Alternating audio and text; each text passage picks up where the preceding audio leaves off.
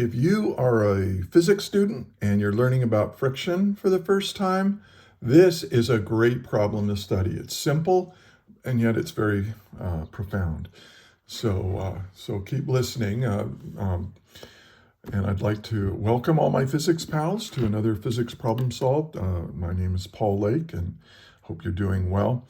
And I was given this problem by one of my tutoring clients, so check in the description if you're in need of a private physics tutor. I'm pretty good, my rates are reasonable. And he was working this problem, one of my clients, and I thought, man, this is a nice little problem, so I'm going to make a video out of it. And so here are we're dealing with friction. We're going to determine the acceleration of a box pulled by an applied force on a rough surface. And we're going to use free body diagrams, and you have to know this about friction. The static friction is less than or equal to the coefficient of static friction times the normal force. Or kinetic friction is just equal to the coefficient of kinetic friction times the normal force. So we're going to use these ideas to solve this problem. Let's read the problem. The coefficients of static and kinetic friction between a 50 kilogram box on a horizontal surface are 0.5 and 0.4 respectively. If the box is originally at rest, then A, what is the acceleration of the object if a 250 Newton horizontal force is applied to the box? And B, what is the acceleration if the applied force is 235 newtons? Okay, so what I suggest you do right now is pause the video and try to work this yourself and see what you get, then compare your work with mine. And remember, if you skip around, that's fine, but I do teach these ideas as I'm going through the problem. So you might want to just hit play, and if I'm talking too slow, go to 1.25 speed. I sound like a normal person at that speed. Anyway, let's get started. What's given here? Well, I've got a crate that's initially at rest, or a box or a crate or whatever. And so this has a mass of 50.0 kilograms. Okay, and it's got a coefficient of static friction of 0.5 and a coefficient of kinetic friction of 0.4. And this is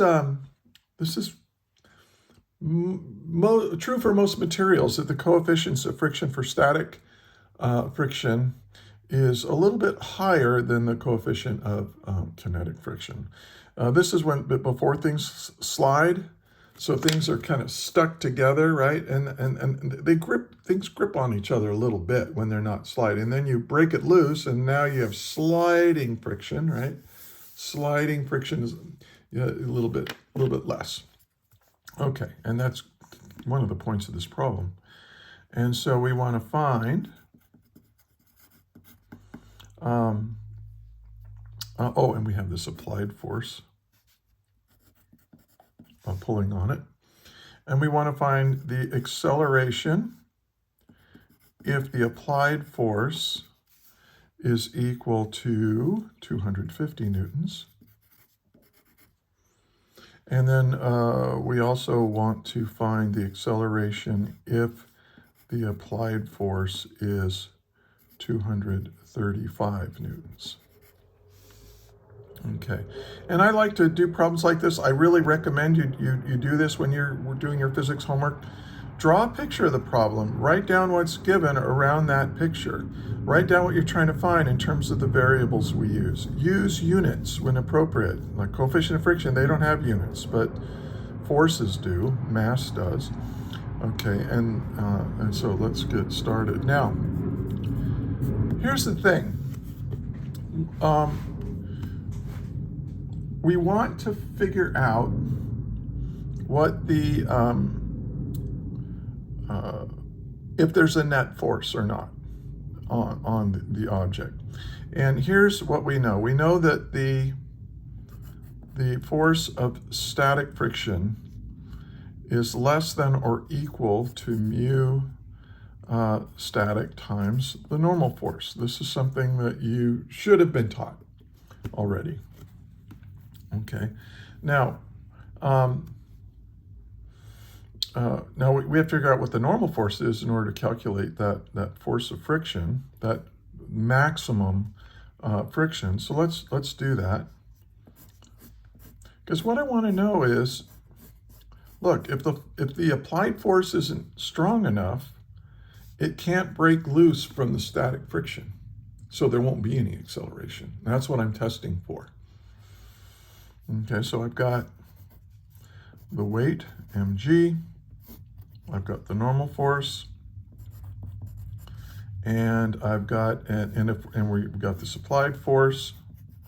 And of course, we have a force of friction. Okay. I'm going to make this the positive x direction. I'm going to make up the positive y direction.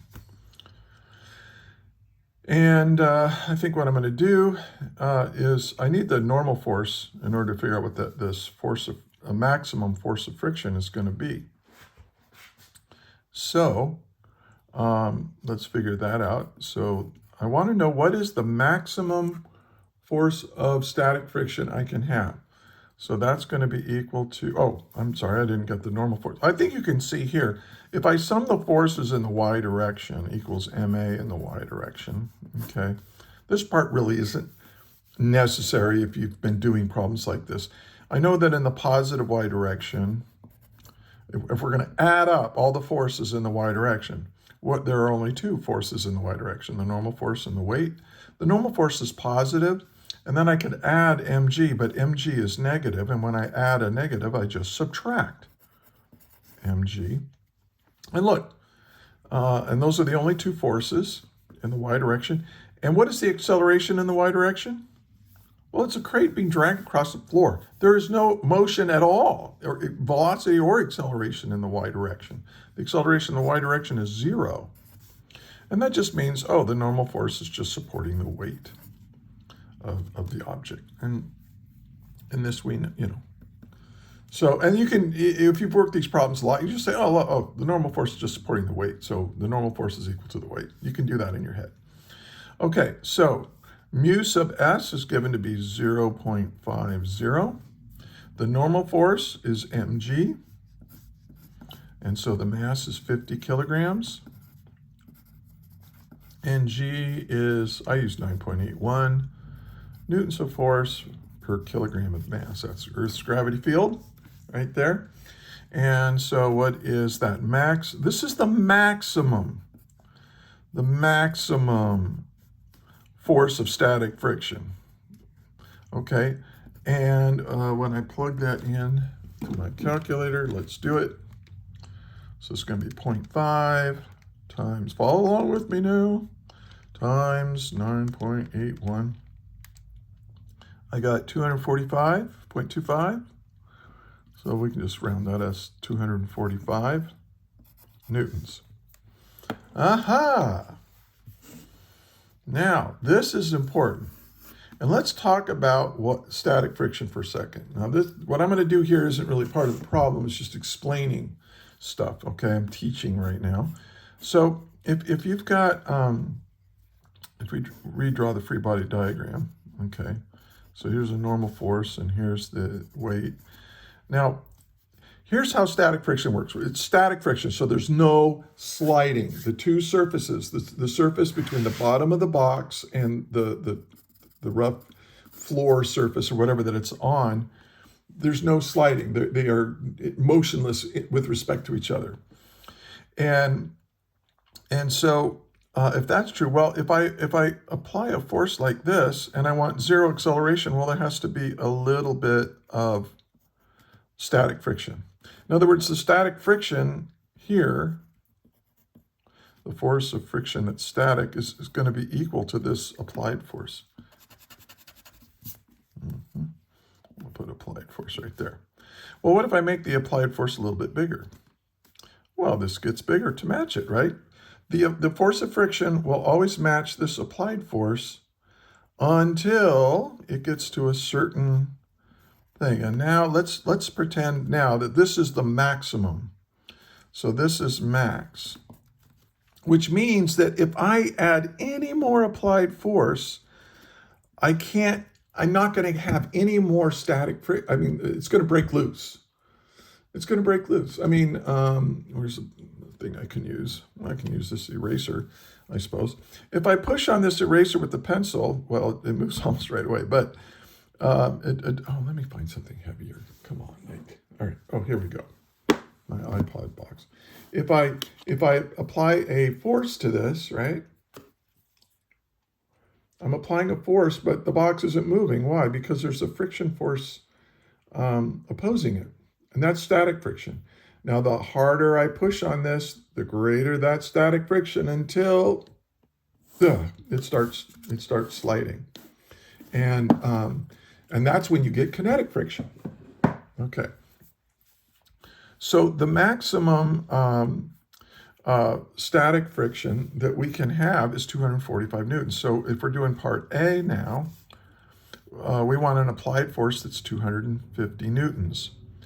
So 250 newtons is greater than 245 newtons, which means that if I apply this force, this guy's going to break loose. It's going to start sliding. And when you start sliding, you have to use kinetic friction. So I'm going to sum the forces in the x direction equals ma in the x direction. This is going to be the force of kinetic friction. Well, no, hold on. And if I look at my free body diagram, I've got the applied force in the positive x direction and then minus this force of friction, but now this is going to be kinetic friction, and that will equal ma. So now I got to figure out what kinetic friction is.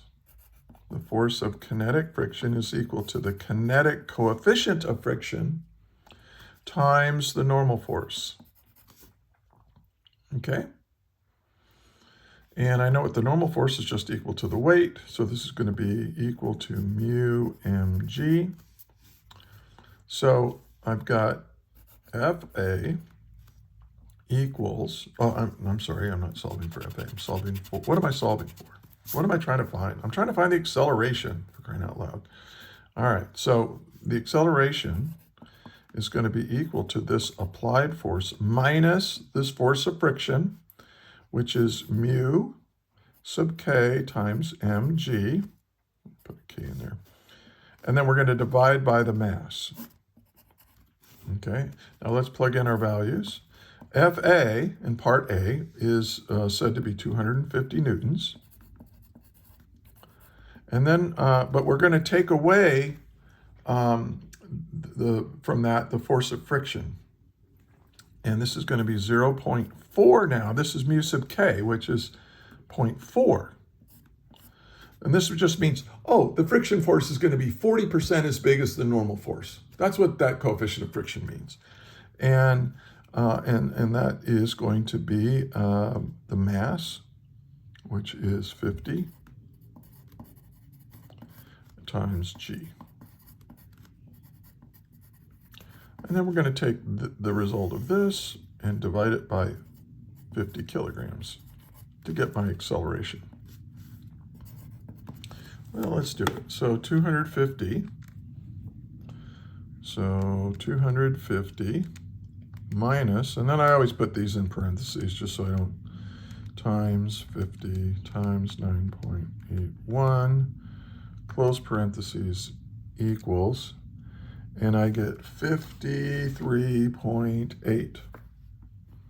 Oh, that's the numerator. And then I have to divide by 50 kilograms. So divided by 50 equals, and I get 1.076. I'll round that to 1.08.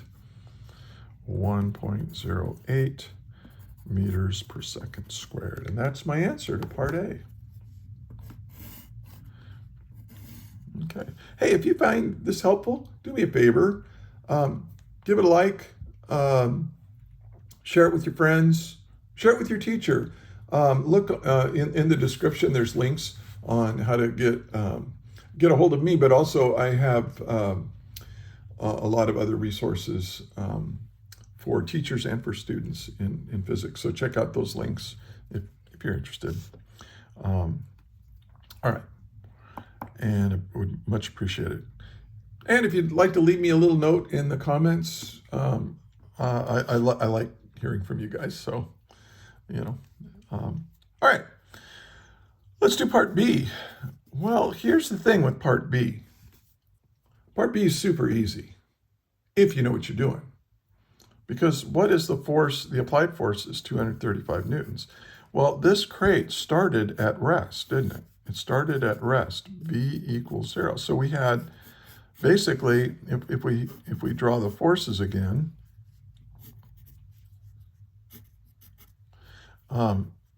this is 235 newtons.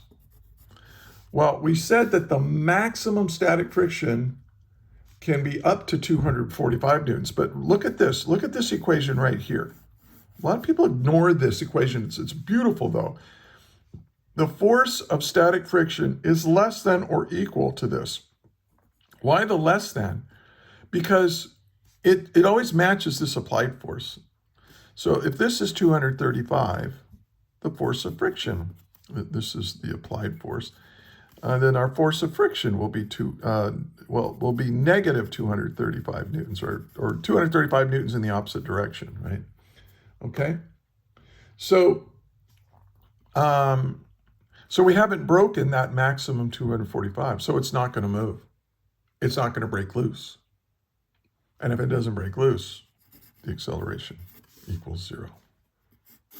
Sweet. I really like this. I like this idea of because it really shows you why, the difference between kinetic friction and static friction. And so I hope this makes sense to you. Try pushing on something like a chair or whatever, and you'll find that once you break it loose, once it's not static anymore, it's a little bit easier to push. The force of friction goes down a little bit. In this case, it goes down quite a bit. From 0.5 to 0.4. And so anyway, it's kind of interesting. Hey, if you made it all the way to the end of this video, I want to thank you so much for watching.